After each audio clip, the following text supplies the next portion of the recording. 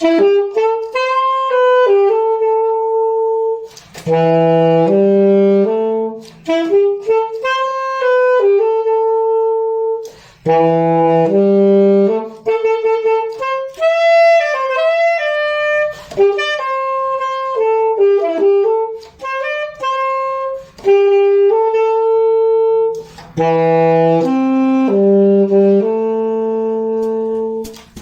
start the show. Hello and welcome everybody. There is actually sunshine. If you know that song that was just played, Ain't No Sunshine by Bill Withers, and legendary guy, legendary singer, and a beautiful, beautiful song. Ain't no sunshine when she's gone. But yeah, anyways, hello and welcome. I really didn't think we'd make it this far, but it's really been awesome. And thank you once again for the support. Thank you for watching. Thank you for subscribing. Thank you for sharing. Thank you for talking about it with people. It's made such a huge difference, and this channel is just gonna grow and grow and grow as it has been growing, and I've been growing in the process as well, So yeah, we get it started. If you haven't already, please do smash that subscribe button. Every little bit helps. If you can watch a piece of the show now and a piece later and a piece later and a piece later, eventually, that's gonna count for something, and that's gonna help me to continue to invest in this show and help it grow. So your support is highly appreciated, and I thank you so much for that. Anyways, just before we get into the episode, just want to make sure that we all know the hotline, everybody. The hotline is WhatsApp, and how it works is all you need to do is send a voice note or send a message about what you think of the show, something you'd like me to discuss, a question you want to ask, something you want to know about me or about what I think about something. I do tend to have some wacky ideas and wacky opinions, so if that's something that you're interested in finding out, please do let me know. But I have a question for you. And that is, how do you stay motivated and productive during challenging times or when you're facing obstacles? How do you stay motivated and productive? And if you have an answer to that, please share it with me. Please send it in via voice note or message on the hotline, and the hotline is 072 012 1804. That's 02 2012 1804. And if you do that, then I can feature it on the next episode and we can discuss it a little bit.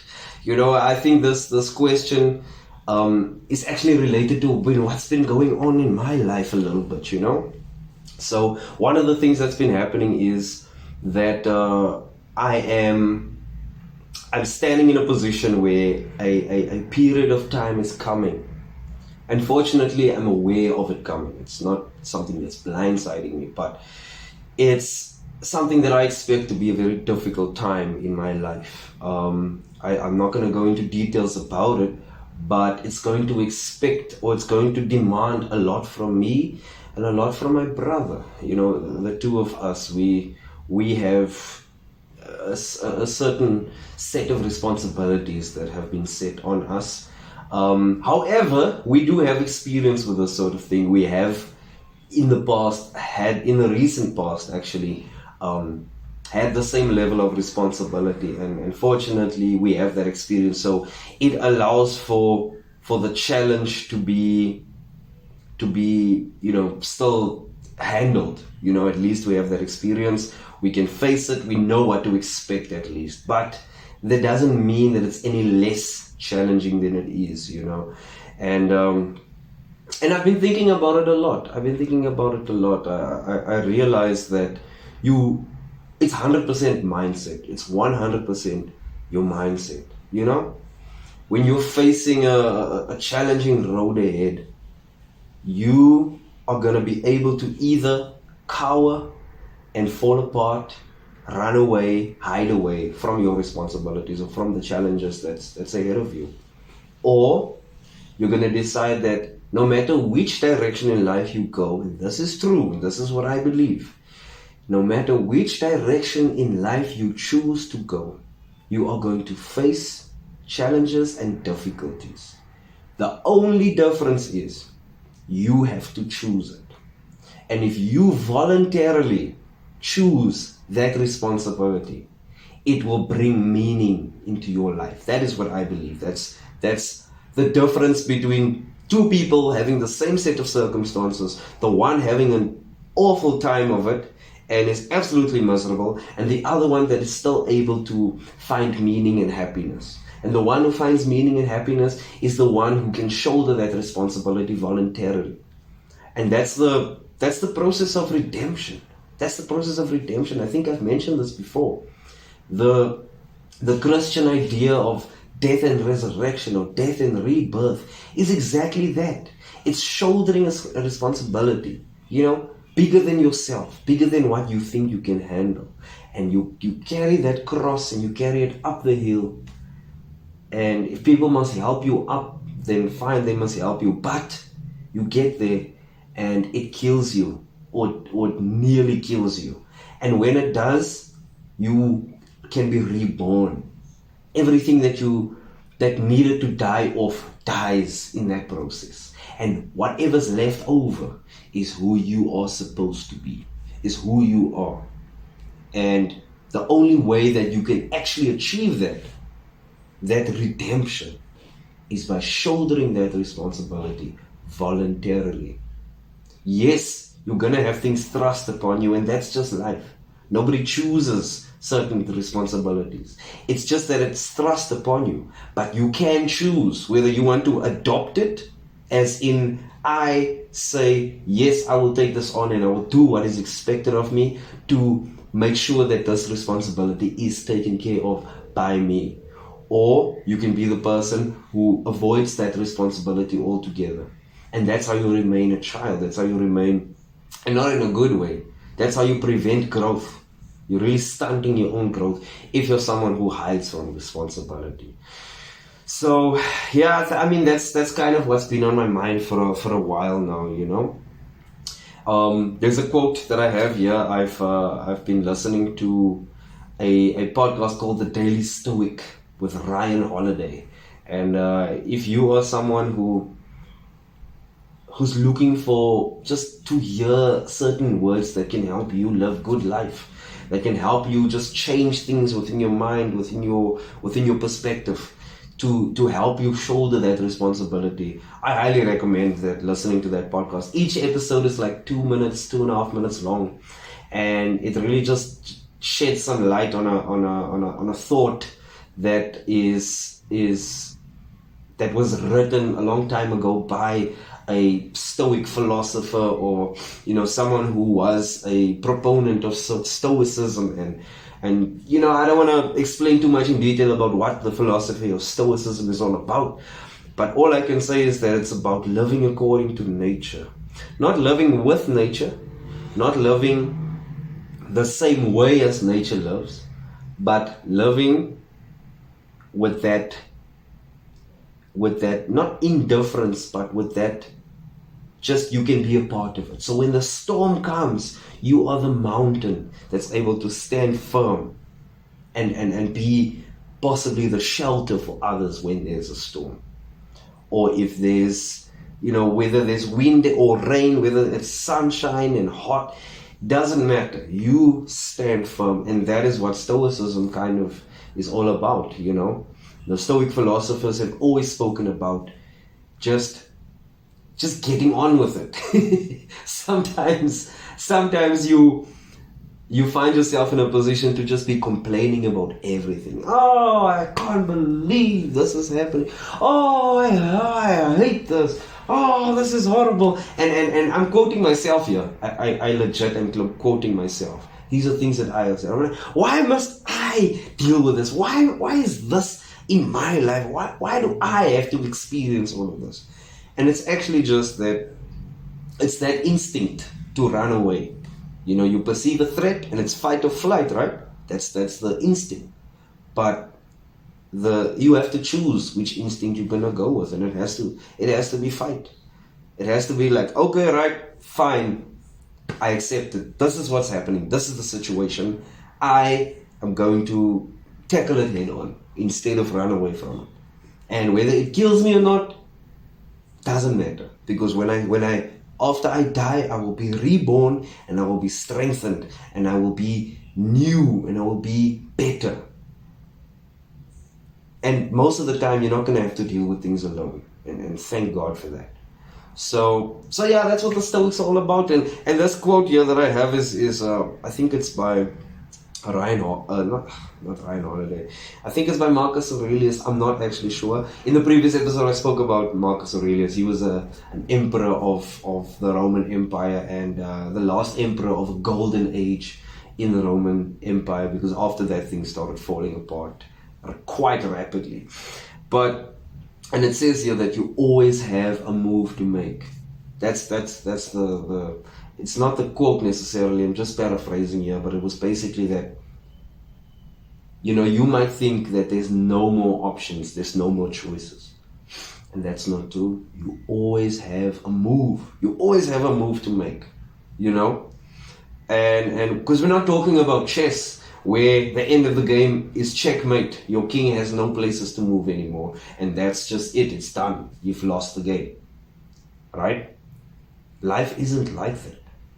There's always a way. And maybe not a way out, but a way through. And I think it's important to take time to sit down and just think, how am I going to get through the situation? What does the situation require of me? How am I going to tackle this obstacle? What's my strategy? What's my plan? Because you will have a strategy and you will have a plan, but it can only happen if you sit and think about it. If you don't sit and think about it, if you don't use some time to reflect and to go within yourself and try and figure things out, then you're just going to be in crisis mode constantly. So that's now the person. So no wonder you want to run away from a crisis or from a conflict. It's because you don't have a plan, you don't have a strategy, you haven't given yourself the time to really think, how am I going to handle this? How am I going to tackle this?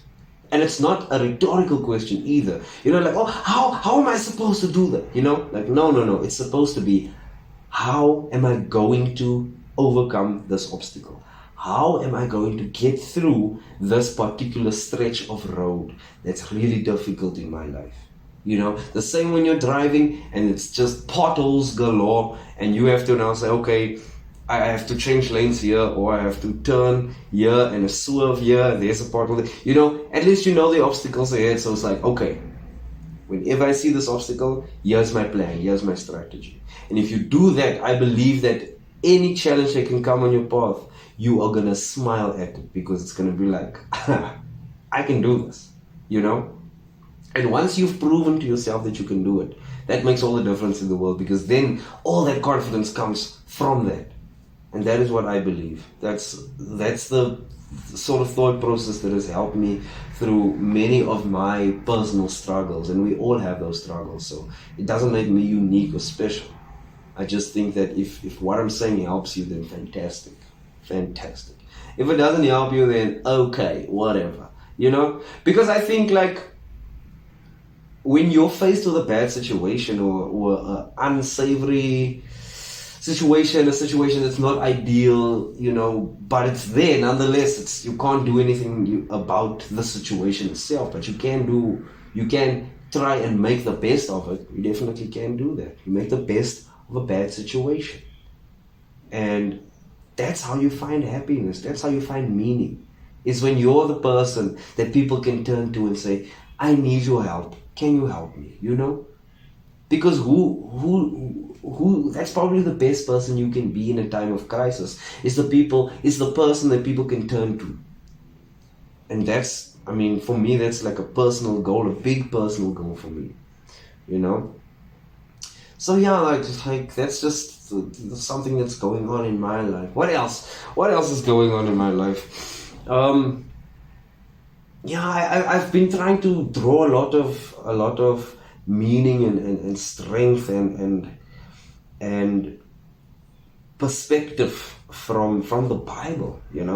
I've kind of stopped reading like whatever I was reading this book here, Master the Game, Tony Robbins, Money, Master the Game. I've been reading that book, but sometimes you have to put that down, man, and just open your Bible. So that's what I've been doing lately. I've been just reading the Bible and just trying to understand what is it in there that should be revealed to me, because that is gonna be a source of strength. It's gonna be a new perspective might be offered through reading the Bible, and I don't think you have to be a spiritual person necessarily. I try to sort of look at everything from a spiritual perspective, because I believe that that's kind of all that matters. When you're on your deathbed, I highly doubt that you're thinking of, oh, I wish I spent more time at work, or oh, I should have achieved this level of financial success before dying, and financial excess. But I highly doubt that that's your thought when you're laying on your deathbed. It's always gonna be, I wish I spent more time with my family.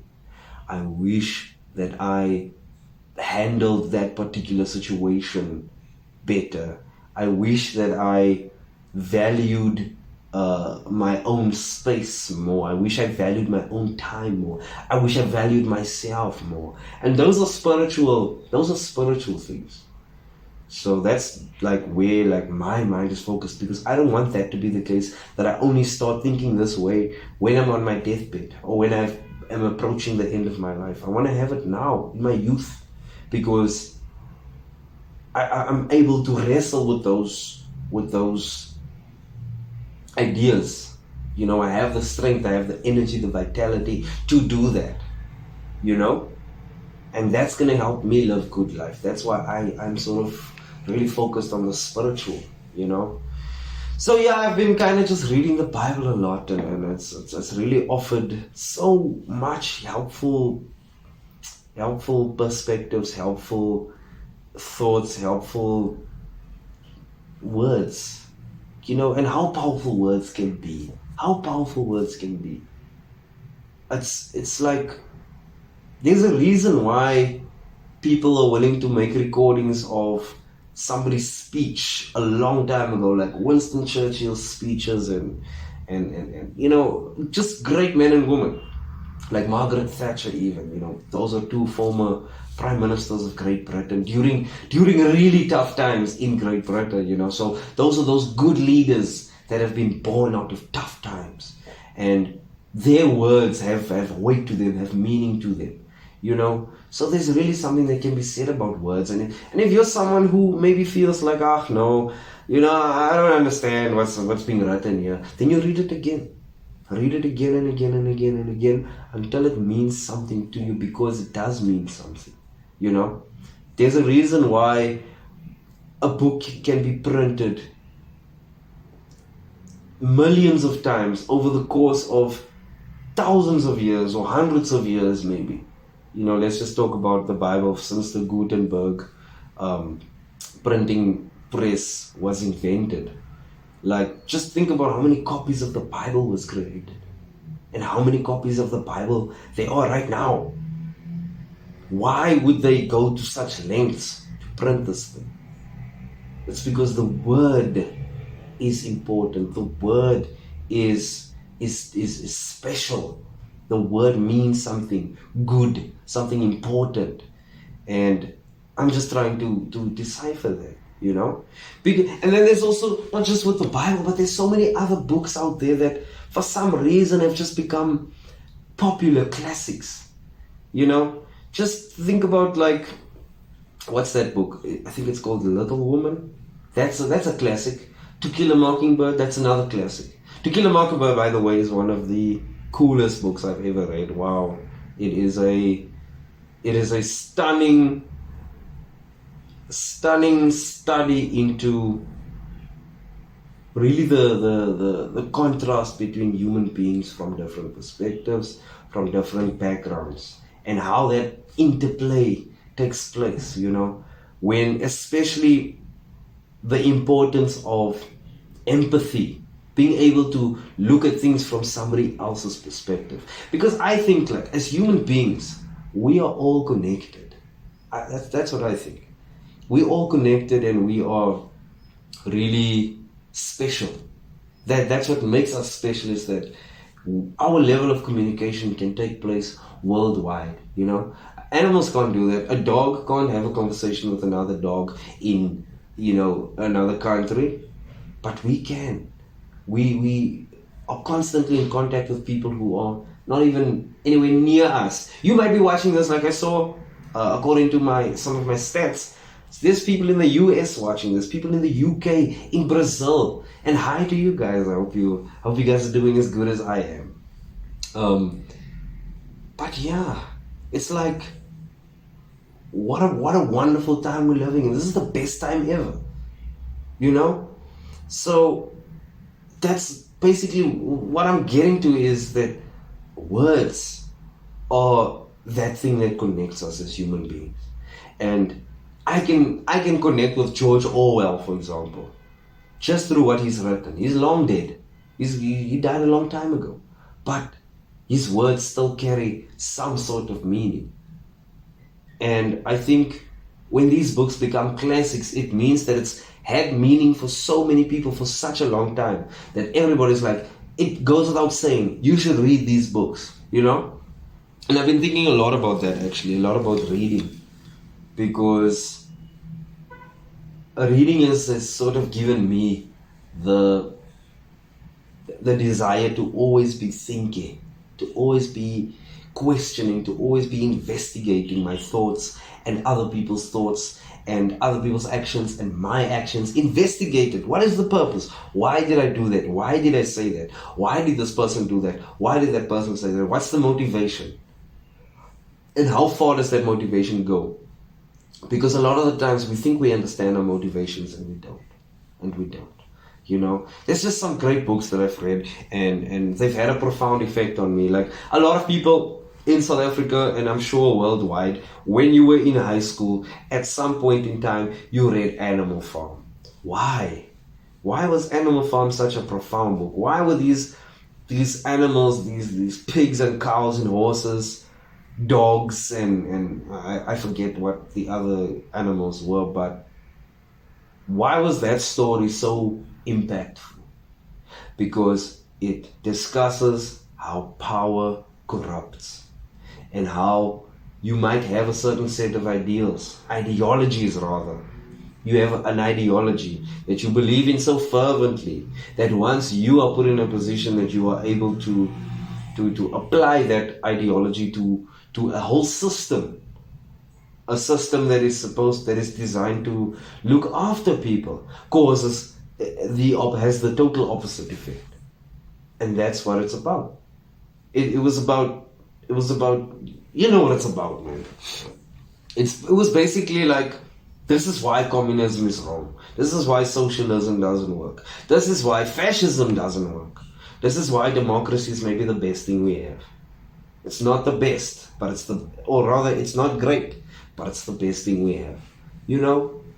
And it's not just about a system of government. It's also about ourselves personally, how we approach things and how we look at things. But I'm rambling, and I'm sorry. Okay.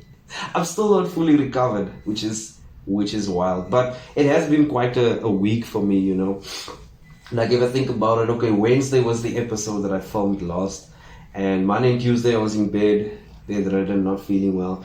Then Wednesday comes, okay, film the episode. I wasn't feeling too good after that, I still, rested after doing that episode. And then, when was it? Then Thursday comes around, and there's certain demands placed on you, just by life, which is normal. Not anything to complain about, anything to write home about. You just have obligations that you have to fulfill. And then Friday comes along. Okay, so Friday I made plans, made plans with my girlfriend. We were going to spend the day together. I completely forgot that I had scheduled something at work, or I had something scheduled at work that I had to take care of as well. So I had to cut our time short, and And it was really nice. We were just resting and relaxing. It was peaceful, you know. Then I had to work. I had to work for quite a few hours, and you know, in the heat in the afternoon, and work is fun for me. What work is I'm playing music on an instrument, a piano or an organ. I'm teaching a choir or some choir members to sing whatever part that they play in a piece of music. I'm teaching them to do that, and that's fun. It's amazing, you know, but it definitely consumes some energy. And so yeah, get that done, and now it's like 6 o'clock.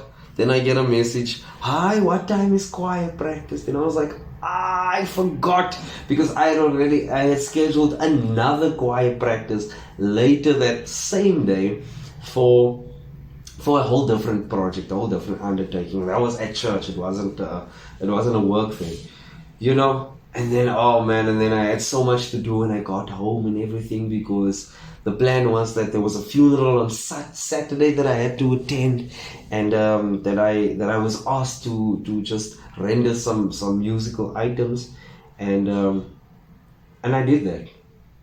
And that was also nice, you know. It's an absolute pleasure to be able to provide comfort through music for people.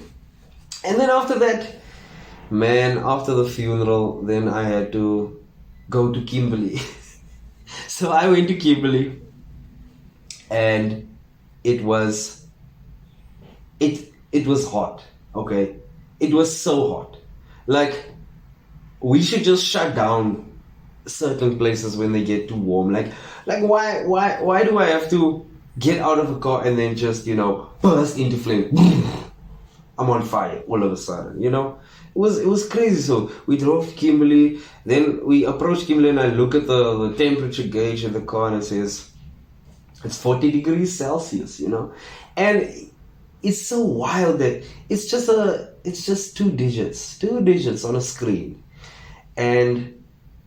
But what it means is like, how is it so hot, you know? And it's March. It's supposed to be getting colder.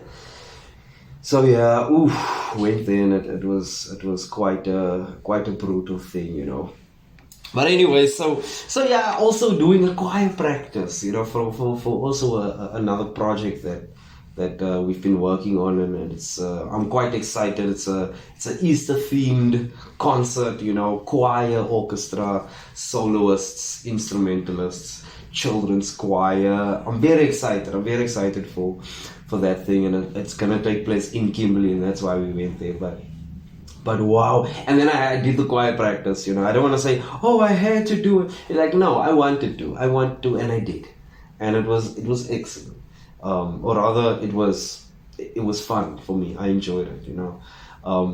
But the choir members also sang quite well, and it was quite a powerful experience, you know, because you wouldn't think that you'd be able to put in the amount of effort that you did, you know. And I think that's maybe the Holy Spirit helping you out there, because you're already tired, you know. You didn't sleep well the previous night. Like Friday night, did not sleep well. Saturday morning, get up early, get ready for the funeral, go to the funeral. You know, we were in the sun for a while, even during the funeral, and it was getting hot. It was like 36 degrees at that point, you know, and which was fine. We did our thing, but wow, it was hot, you know. And then we get into the car, come home, change, and then we're on our way to Kimberley. And then we just experienced 41-degree weather, and I just feel like, no, we should shut the place down. If it gets too hot, everything should be shut down. We must all just go home, you know, or shut a whole city down. Like, especially in the Northern Cape, goodness, there's so much places where the temperature reaches extremes, you know. We should just shut it down. It's done. It's over. We shouldn't be doing it. Okay. We'll come back when it's colder. That's what we should do. That's really what we should do. So yeah, what else, man? What else has been going on? What else can I talk about? What else can I say? I don't really have much. Like I said, this past week the week that has gone by has just been so chock full of things that you know. It's just the motions, and some stuff you enjoy, some stuff you don't enjoy, you know. And I guess what I've been trying to do is just live more consciously and be aware of things, especially now with this difficult road ahead of me. You know. Oh, what I wanted to say, please, if you are reading something, if you have read something, a great book, please do share it with me on the hotline, and that hotline is 072-012-1804. That's 07-2012-1804. And if you're international, you can just put the country code in. It's +27 instead of that first zero. So +27 720121804. And tell me what you've been reading, and tell me like what was the best book you've ever read. What is the most profound book? What is the greatest book you've ever read? Please share that with me. For me, one of the greatest, I can only say one of the greatest books I've ever read was 1984, another George Orwell masterpiece. And right next to that, I'd put even The Road to Wigan Pier by George Orwell. He's really one of my favorite authors. And what that book is about is quite wild, because it basically is it's an interesting book, because it's an investigation and reporting and highlighting the economic inequality of people within the same country, and in this case it's Great Britain. And you get the wealthy elites who don't have it great either. This is during the time of the Great Depression. They don't have it great either. But imagine when the wealthy people don't have it great, then how bad is it for the poor people, And there's a really rough account that George Orwell gives, where he literally went with miners, and I'm talking about adult people, not talking about children. He went with miners, people who dig stuff out of the ground, in the coal mines, and he just saw how rough it was, Like, you only get paid, let's say, for an 8-hour shift, okay? But it takes you 3 hours to get to work, because it's underground. First of all, you have to take the shaft down, you have to crawl for an hour or two, like just on your knees and elbows, you're crawling, and you only start getting paid when you reach work, when you reach where you're supposed to start digging. Imagine that. Man, that's brutal. It just paints the most clear picture. And then imagine, okay, so now you're done with that. You do your 8-hour shift. You've probably inhaled so much toxic mining material, because it's a coal mine. So a lot of people eventually died because their lungs are filled with coal dust, right? And you are not clean. You're head to toe black. You're covered with coal dust. And then, fine, your shift is done. 8 hours is complete. Now it's another 2.5 to 3 hours of crawling on your, just going back. Imagine that. So you're there for most of the day, and then all the time you have is to get out of that mine and just relax. You don't have anything else to do. You're going to eat and sleep, and when you wake up, you have to do it all again. That is how rough it can be. And also, do you think you're earning a lot? No, you're not. The person that owns that mining company is making an insane amount of money compared to you. And you're the one that has to suffer those things, So, yeah, that book kind of just highlights the importance for social welfare that the government is supposed to prioritize. Because not everybody in our society is fortunate. In fact, most people are not. It might be a percentage of 90 or higher that isn't as privileged as the 1% or the 10%, And that's why part of the government's responsibility, and that's what the book highlights, is that the government should be responsible for taking care of these people, because those are the people that you are actually responsible for. You're not just responsible for this land, you're responsible for its people, actually. That is what makes up a country, a nation. You know, you're the president of nothing if there are no people in your country. So yeah. Oh, I'm sorry. I truly am all over the place today, aren't I? Goodness me, goodness me. But I'm thinking a lot about books. About books. We're talking about books, and books can have a truly profound effect on you. I remember when I was young. I think in grade 4. By the time I reached grade 4 or 5, I had a couple of friends, and we were readers, you know, and we'd exchange books and stuff. So by that time, oh man, it was just nice to talk about books. It was nice to exchange books, even like, okay, I have this book in the series, you have that book in the series, let's switch so that we can, you know, both read it. Because like, especially like the Harry Potter series, that was very popular back in those days. Like now it's still a popular thing, but you can't talk about books to anybody anymore. And you might be watching this and think I'm being boring. Maybe I am. But maybe you should also consider, hey, maybe, oh, I don't read. Of course this is not going to be interesting to you, you know. But yeah, that's the thing, man. That's the thing. What is going to happen with our society when nobody reads anymore? There's maybe not even, people don't feel the need to read anymore, you know. And that's going to spell some real trouble, I think. Because then your mind is at the mercy of the mass media, of social media. Everything that's shown there, everything that you see on Netflix or on TV or on the news or on Facebook or Instagram or Twitter, that's your only contact with the outside world. And that's a very narrow bandwidth that you're receiving, you know.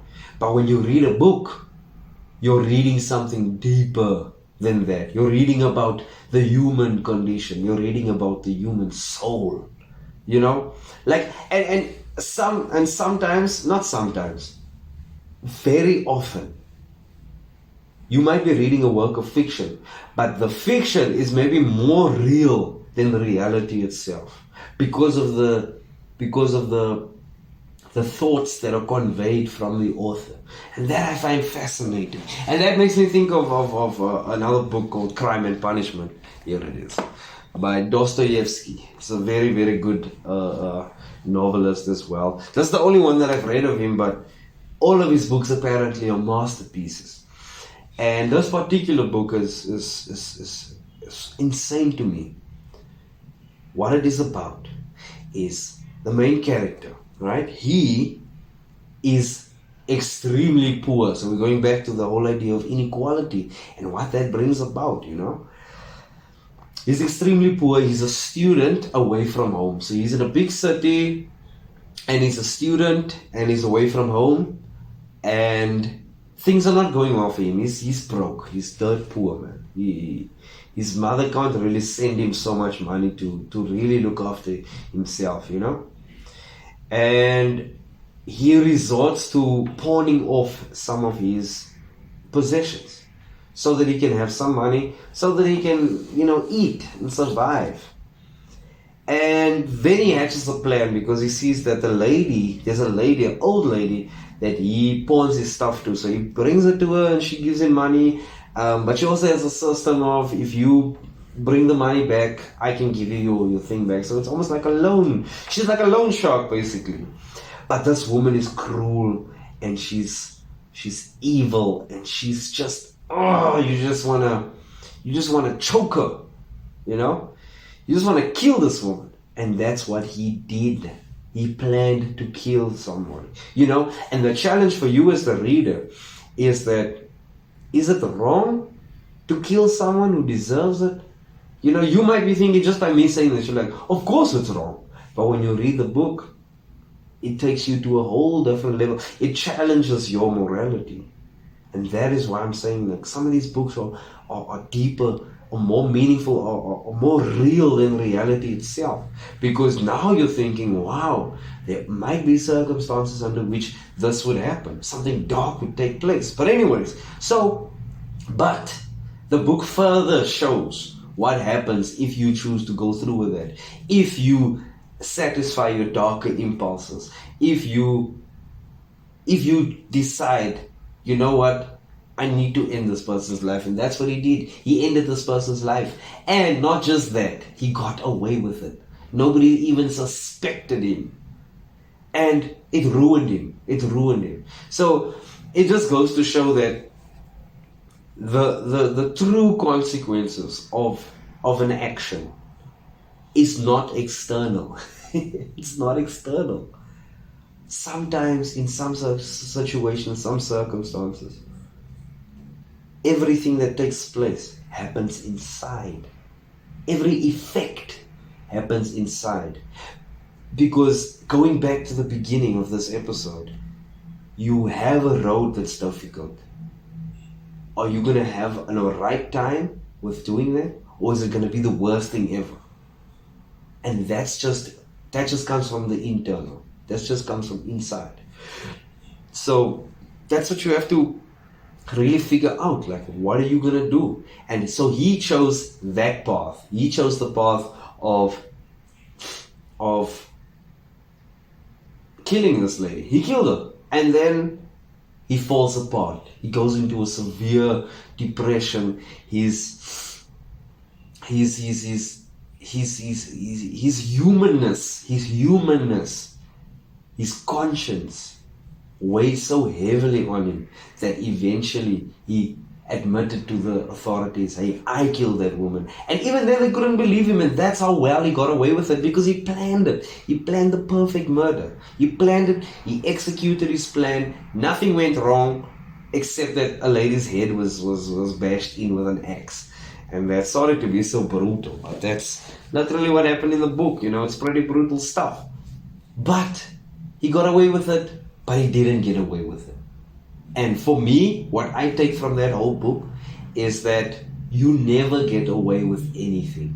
You never get away with anything. So it's like, you through this, I think it's 400 pages, through this 300, 400 page volume, you come to the conclusion of why you shouldn't do certain things, right? Because you think, okay, there might be conditions. What if I can get away with it? What if I can get away with stealing something and nobody gets hurt? There's no serious consequences for anybody, and I can get away with it. Why not do it? Because your conscience is playing a role. Because this is why this thing is actually wrong. This is why. Because it's going to weigh so heavily on you that you are not going to, you're not going to be happy afterwards. So the book sort of highlights to you that if you want to be happy, if you want to live a meaningful life, then you just have to carry your burden. You just have to be honest. You have to have integrity, and you have to do what is good. Because you can end up in a situation where you're so embittered and so down and so depressed and so hateful and so resentful about your situation. And then you compound that by taking certain actions. You're like, no, I'll steal from a rich person because they can afford it. They can afford for me to steal from them. Yes, naturally, but spiritually, mentally, what is that going to do to you? It might make things worse for you. It might make your condition worse, which it did for that guy, because he was already down and out. He was already depressed and maybe to the point of suicide. Then he decides, instead of killing himself, I'm going to kill this lady and steal all her stuff. And he did. But he got away with it. But he didn't get away with it. Our consequences, I think, are not external necessarily. Because yes, those are real. They are real consequences. And when I say real, I just mean physical. There are physical consequences to things. But the poisoning of your soul, that's the real, true consequence.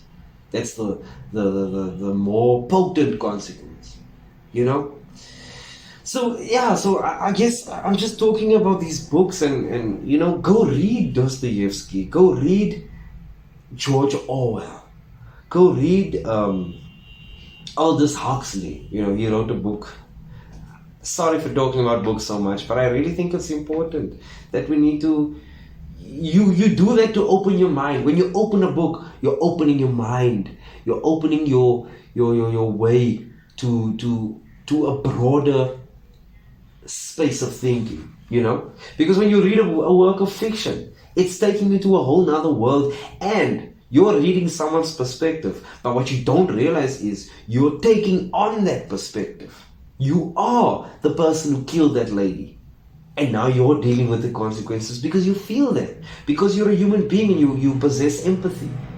So you feel that with that person. Eventually you're so immersed in the character that you view it from your perspective, as if it were your perspective.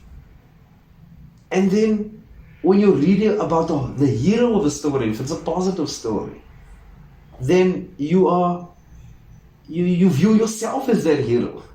And that's why it's so uplifting. When you read a Game of Thrones, that's the first book in the series of books that the television series is based on.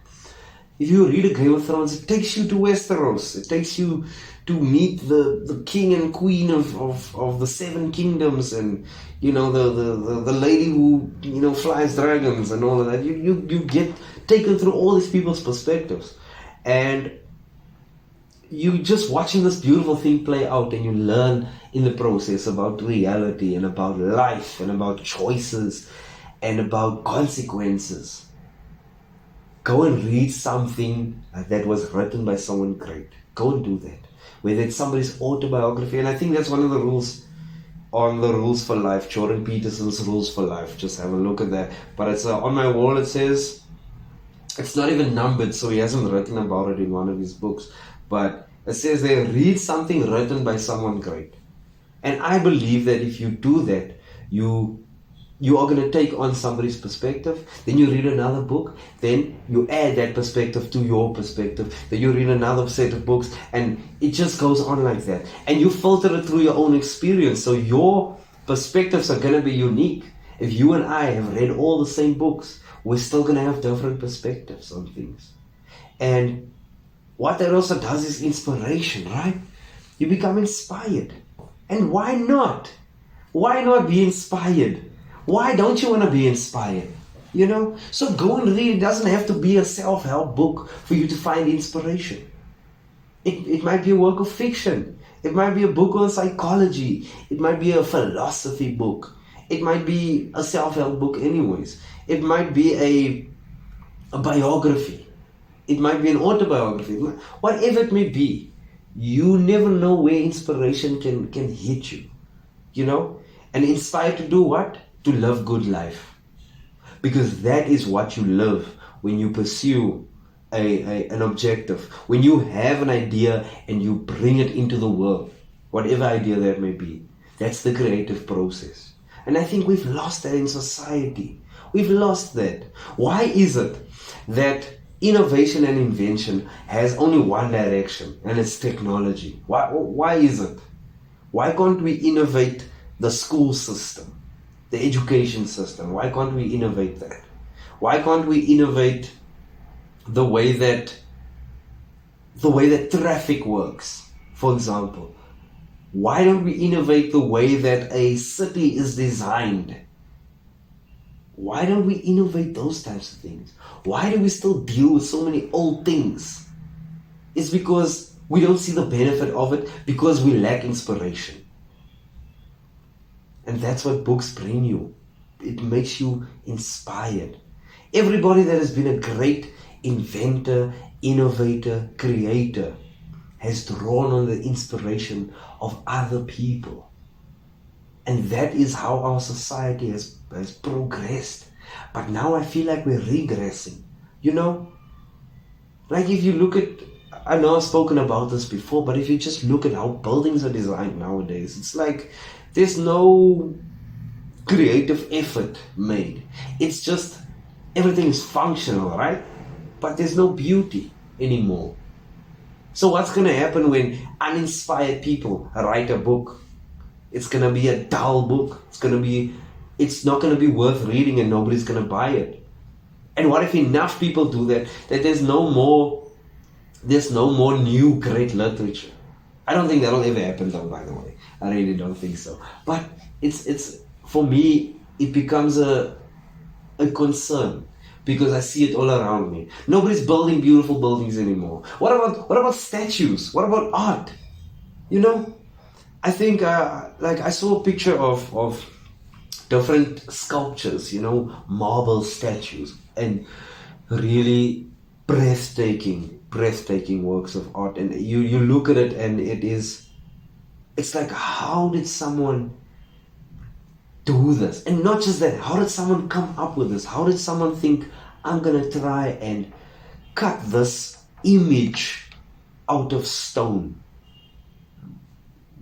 And it's so beautiful. Like, there's this one, it's not just one, but it's like, it's a statue of someone wearing a veil.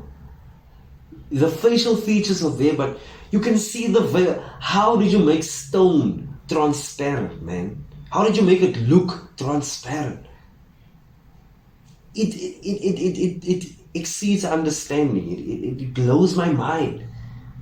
And that becomes the inspiration. Why don't we have that anymore? Why aren't we trying to inspire? Especially, why aren't we trying to inspire kids, man? Like, no one wants to how many kids are out there now that are actually like, I want to learn to play a musical instrument? Big surprise that child is not saying that. You haven't taken that child to go see a great work of music. You haven't taken that child to go see people perform live. You might change that person's life. That's what my parents did, by the way. I think they took me to a concert of an orchestra. I don't even remember this thing. But it planted a seed in me that has grown into me becoming a musician, somebody who is obsessed with music, with the inner workings of it, with the performance of it in every aspect, whether it's a choir or an orchestra or a soloist or a small ensemble, or it's a pop singer or a jazz saxophone player, or an organist, or it's just incredible, for me to have experienced that at such a young age, and eventually for me to become that which I have been inspired by. That's the beauty of it. And I think that we need to bring it back. We need to bring it back. The idea of inspiration. It's so important, Okay, but I'm rambling again. There was a thing that I saw, and I actually wanna just talk about it a little bit. So there's this theory about, and I've spoken about this before, but I haven't gotten to the name of the theory itself. But there's a theory that there was a comet that struck the Earth 12,800 plus years ago, and it struck the Earth and created an extinction level event, right? And like a mass extinction event. And I think this is what kicked off the Ice Age, or that's what they say kicked off the Ice Age. And obviously it's not a popular theory, unfortunately. But the reason why I'm bringing this up is because they have found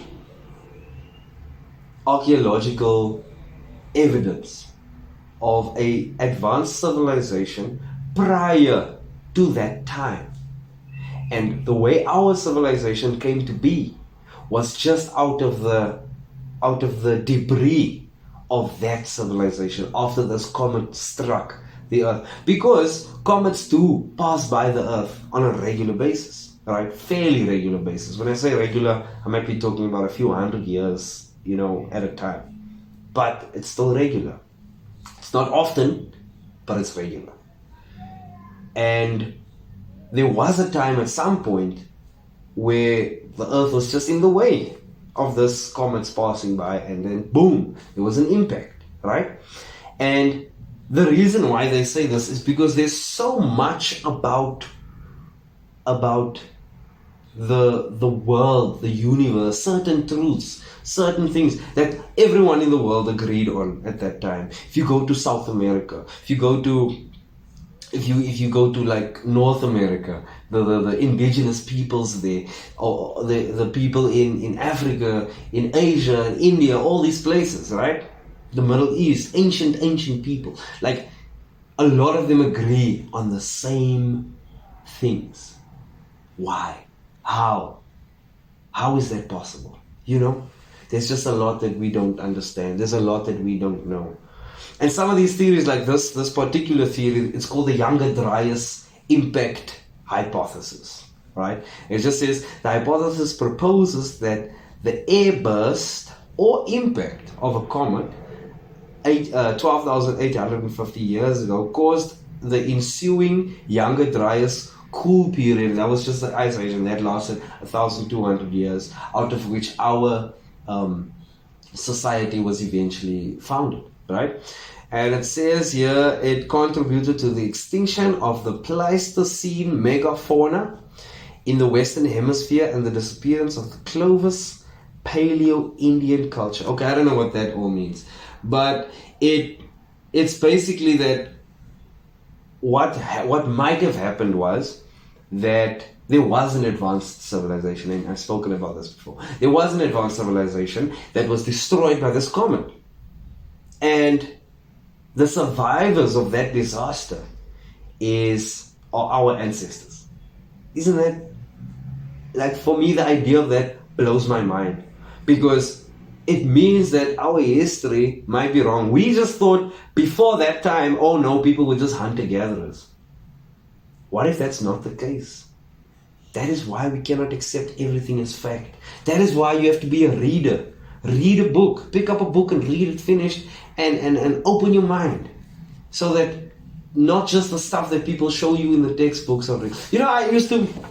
I would get stuff wrong in the subject of life orientation. Now, life orientation, for those of you who might not be from South Africa, is a subject in school that everybody's forced to have. And it's just basically everything that doesn't fit in English or Afrikaans or mathematics or physics or geography or business studies or consumer studies or accounting or whatever subject, doesn't matter, whatever subject there was, everything that doesn't fit in those things, boom, they put it in life orientation. And a lot of the times the information, once you fact check it, it's like, that's not true. I'm not going to go into what it is, because I don't want any controversial arguments. I just want, positivity and good vibes. And but because I don't want to be in a position to argue with anybody about what you speculate, what I speculate about. The truth, the facts, man, it's silly. Imagine arguing with someone about the facts. And that's another thing that's happening in our society now, because people would rather not read about something, they'd rather just hear about it without ever bothering to fact check. Because guess what? When you fact check something, you're going to have to read about it. You're going to have to read about it. And if you don't read about it, guess what? You're just going to accept everything as fact. But anyways, so I would write the real correct answers on my exam papers and on my tests and my assignments. And it would be marked wrong. But is it wrong? Is it incorrect? No. It just doesn't subscribe to the propaganda that is shown in the textbook. A good example of this is a while ago, 1920, 1930, right? There was the owner of a newspaper franchise, in fact. He was one of the wealthiest, most powerful men in the world. And he was an American guy. And he owned a whole chain of newspaper outlets, right? And obviously that puts him in a very influential position, because because the masses are consuming the information that comes from him, he can manipulate, he can mess around with it, he can, twist the facts a little bit just to get people to think a certain way. It's very, very, it's what the news does. That's what the news does. That's politics as well. Politics is a manipulation game. You manipulate people to believe a certain thing so that they can support this or support that or whatever. So he played that game. His competitors, his biggest competitors, were using hemp, which, as you know, comes from the cannabis plant, right? Or the cannabis species of plants. And hemp was a stronger, more durable, cheaper, more eco-friendly, more sustainable product than what paper was originally made from, or what paper is made from. So hemp paper was better for the environment, cheaper, more efficient, stronger, more durable, all those things. And normal paper just wasn't.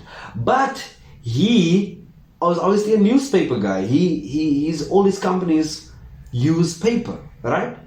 So instead of just adopting the same thing, because he has probably ownership over plantations of trees, he's gonna now chop down all these trees, which take decades to grow back, right? Whereas hemp will take a few months to grow back. Look at the efficiency, right? So in order to beat his competition, he decided to start writing fake stories about the effects of cannabis on minority populations, right? So in the US, for example, he said that black people and Mexican people were smoking marijuana and it caused them, or smoking cannabis, and he sort of changed the name to marijuana to make it feel foreign, to make it feel other. And remember, this is during a time in the US where racism was running rampant. It's still running rampant, but that was still systematically, where the government had just accepted, no, there is whites and they are important and superior, and they are the others and they are the worst, right? And so he used that sentiment to create this negative image of this plant. The plant that helps people who have Alzheimer's, who have Parkinson's disease, who maybe some people who experience seizures, right? And epilepsy. The products that are derived from these plants help these people. Okay, now you paint this picture. Black people, Mexicans are doing horrible things to people. And I don't want to say the words because it might trigger somebody, and I don't want to do that. But also YouTube will take my video down if I just use certain words. So I'm not going to do that. But let's just call it, assault of a sexual nature. Let's just put it that way. They said black people, Mexican people are doing sexual assault on young white ladies because of this marijuana plant. Then the government jumps in with they make it illegal. Now he wins because now his competitors are not allowed to produce the plants that they've been using to have their paper being produced, and then he wins, right? To this day, there is that negative stigma placed on that plant. So that's why I think you cannot just take everything you hear at face value, especially not from the news. You need to go and do research. If it's something that you feel, okay, I'm gonna accept that as truth, first fact check everything. I don't know, you can fact check everything that you hear, of course, but everything that matters to you, I think you should go and fact check that 100%. I think politicians need to be fact checked. I think reporters, news outlets, all of that needs to be fact checked, because it's dangerous. It's really dangerous because look now, there's so many people who struggle with epilepsy, who experience seizures, who have Parkinson's, and they're not going to receive the most effective treatment for their conditions simply because this thing was made illegal, right? So even now that things are being decriminalized and legalized, there's still a negative stigma attached to it. Isn't that? It's incredible. So that is why you need to be a reader. You need to be able to read books where your mind can be opened to the possibility that maybe not everything that's being told to you is the truth. Maybe there are people who have bad intentions. That's why when you read a story, just a simple story, a hero story, there's always a villain. There's always a negative side to things. And that opens our minds to the idea that there will be people in life who don't mean well. There will be people who have intentions that are not good. And once you realize that, once you accept that, it becomes a whole new perspective.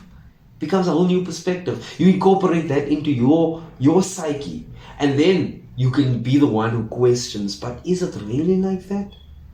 Is it really like that? And then you go and research, and then you're like, oh wait, it isn't like that. There's something else to consider. Maybe not another fact, but another perspective that helps you be open-minded enough to say, okay, maybe that's not the total truth. Maybe there's a bit more to the story. You know, like with this thing, where we think, okay, human beings were hunter-gatherers for hundreds of thousands of years, and then we somehow discovered to build structures better. We discovered architecture, mathematics, calculus, physics, astrophysics, astronomy, all that kind of stuff, alchemy, chemistry. We eventually just built into that philosophy. Like, no. What if there was something before? We don't know. If just because the evidence isn't there doesn't mean that there's no evidence. It just means we haven't found that evidence yet. Maybe that evidence has been found, but it's suppressed simply because the proof that sort of evidence exists would undermine the worldview that is being used to take advantage of you and I. I hope you're still with me. And if you're not, it's okay. I know that I tend to be all over the place. And that's the name of the show, all over the show. And that's just how my mind is. And that's why you consume this content, because you are here to take the journey with me, you know. But I like to consider myself someone who tries to be as open-minded as possible. I don't think we should accept everything as truth. No. Don't accept everything as truth. Pursue beauty. Pursue beauty. For some reason, we only do that when it comes to social interactions. Why don't we do that for building structures? Why don't we do that for expressing creativity? Why don't we try and write a piece of music that might make people cry? Why don't we write a piece of poetry that is so profound with its beauty that it renders the listener speechless? Why don't we sculpt, something out of marble that people can write about for thousands of years, that can talk about for thousands of years? Isn't that more profound for our culture as human beings than any political nonsense, than any financial gain by manipulating the masses? Isn't that more profound? So I also believe, like, pursuing beauty is an honest pursuit. It's an honest pursuit. There's no deception when you're looking at a beautiful work of art. There's no deception there. They're not telling you what to think. They're just like, look, I did this. What do you think about it? Now it falls on you to have the thought. It falls on you to be able to consider its beauty and what that might mean for you. Now you have your truth. But everything else is like, here's what you're supposed to think. Here's the textbook. This is what you're supposed to know. Never mind that there's actually more information. Never mind that this is the incorrect information. Never mind that this is only half the story. And we're only using half the story because it furthers our agenda. Why not pursue the honest beauty? That is the word. That is the truth of the matter. I understand that there will be, an author will have his or her bias when it comes to writing a book. Certain things that they want to bring across. But it's still up to you to decide what that means for you. It's just the beauty of it. It's just the beauty of it. So yeah, let's do that, okay? Let's do that this week. Let us focus on the spiritual. focus on the profound. Let us pursue beauty, and let us leave our minds open enough to be able to make room for the unknown. The worst thing for our society is when we think we know everything there is to know. I think what we don't know is more important than what we do know. Because once you know it, it stays now in the library. Boom, there it is. But that's just a room. Compared to the whole world, that's just a room. So how much more is there? Pursue knowledge. So there we go. I think that's where I want to end it. Pursue truth, pursue knowledge, pursue beauty. And that's how you have an open mind. And I think when you do this, that's going to make good life. That's going to make good life. Because also, if you leave your mind open enough, then you can also see, oh, there is a way. There is always a way that things can be a bit different. There is a solution to my problem. I just haven't thought about it yet. There's always a move to make. And I think I'll leave it there. Thank you for watching. And if you've made it this far, please, like it so much, if you must. Just let me know. Let me know what you think. Again, the hotline, 072-012-1804. Let me know what you think of the episode. I am fascinated with whoever's listening. I'm fascinated that people are listening, which is still mind-blowing. But if you have some thoughts to share with me about the show, something you want me to a question you'd like me to answer on the show, or just tell me that I'm doing a great job or a bad job, or whatever feedback you might have, constructive feedback, I'd love to hear from you. So thank you for watching, thank you for listening, and just pursue the goodness. Goodbye.